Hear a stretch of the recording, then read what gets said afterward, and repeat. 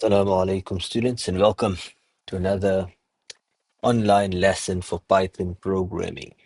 All right, so this week we're going to continue with, we're going to continue with Unit 3 in the Python programming course. So if we go into the Twaddle under class flow, I've created a new section. So there's a new link at the very top, Grok Academy link. You can literally just click over there and this should take you directly to Grok Academy.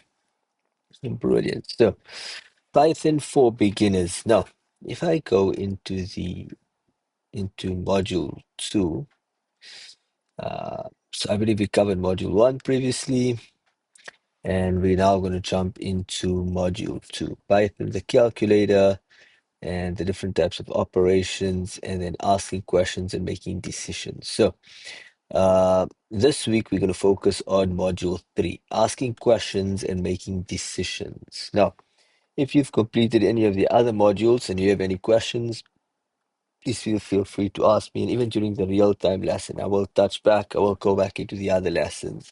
I will go into the tests. I will discuss the solutions with you guys as well. So this week is just a quick overview of module 3. What can you expect? What are some of the challenges?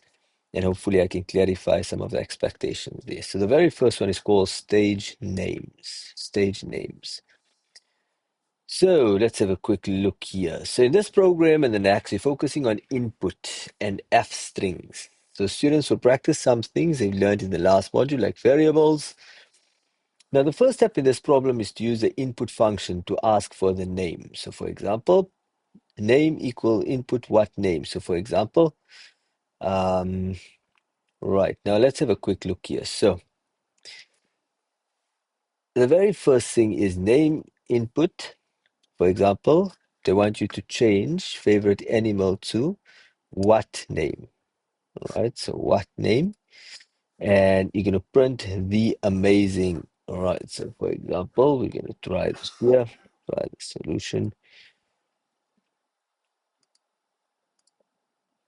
All right, cool. And that's pretty much that. Right, so that's the what's required to basically change the name here to what name and the amazing. And that's basically the code that will actually run over there.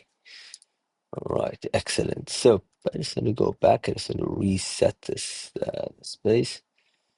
And if I go there, right, excellent. So that's the very first exercise.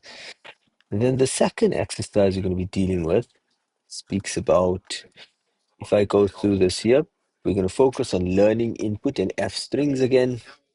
And there's going to be specific changes over here. So the very first thing we're going to do is, if you have a look here at the particular code, now we want to put that in a print statement. So for example, when you put it all together, you get our solution. So let's have a here. What you do is you hit save. You can actually run the program. Let's have a look. If you run, it will just say words. Right, so word equals to word print and word revolution. Right, that is excellent. Right, and then you can actually hit mark and you can actually submit this particular exercise. And yes, so if you follow the actual instructions over here, right?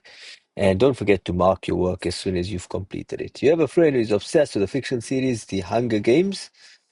And in this particular case, to solve this particular problem, the input value should be stored in a variable. Let's call it book. So book equals to the input value. What is your favorite book? And book equals to what is your favorite book? So if book equals to Hunger Games, print yes. I am Katniss. Book. What is your favorite book? Uh, right. So we're gonna run this here. So type your answer to I am Katniss here. So if you have a quick click here. So book, what is your favorite book? You copy the code. If book equals Hunger Games, print yes, I am Katniss. Else print that book is okay. So I'm going to run the code. What is your favorite book? And if you type in the Hunger Games, for example, the Hunger Games, yes, I am Katniss. If it is something else, if you type something else, it will just say the book is okay, and then you hit mark. All right, excellent, excellent.